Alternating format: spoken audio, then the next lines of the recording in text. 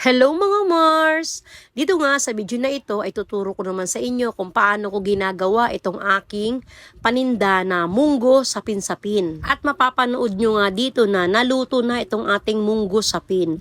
At nakalagay na siya sa styro. Bawat styro ay naglalaman ng 5 hiwa. At ito ay binibenta ko sa aming tindahan ng 50 pesos. Pwede ka rin bumili ng per hiwa.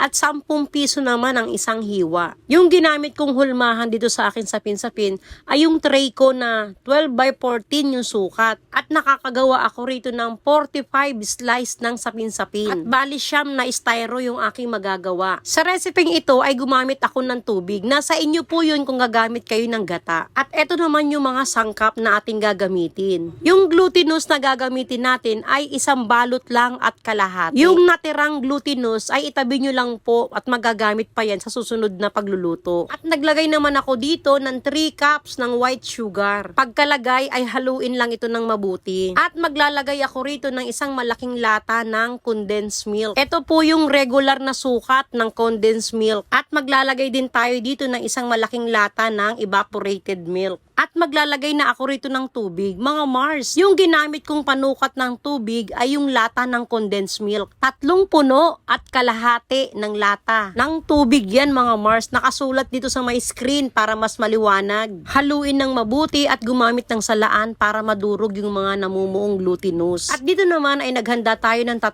klase ng kulay. Meron tayong yellow, violet at yung red. Tunawin lamang ito sa kaunting tubig. At kapag hahatiin mo yung mixture ng sapin-sapin ay gumamit pa rin ng salaan para masiguro na wala itong pamumuo. At naglagay na ako rito ng pangkulay na violet, yellow at ng kulay red. Haluin lang ito ng mabuti para hindi mag-stuck sa ilalim yung kulay na ginamit natin. Yung pangkulay na ginamit ko ay nabibili lamang sa palengke. Yung hulmahan ng sapin-sapin ay nilagyan ko na ito ng oil at naglagay ako ng sapin na plastic. At ito naman yung mixture natin ng sapin-sapin na hindi pa nakukulayan ng violet. Nagbawas nga lang ako rito ng 1 1/2 cup ng mixture ng sapin-sapin para sa kulay white. Manipis lang yung unang layer natin dahil maglalagay tayo dito ng munggo. Yung munggo na ilalagay dito ay minatamis at malambot na. At maglalagay na dito ng munggo. I-spread lang natin ito ng mabuti para lahat ay merong munggo. At napansin nyo po yung naiwan na mixture ng sapin-sapin,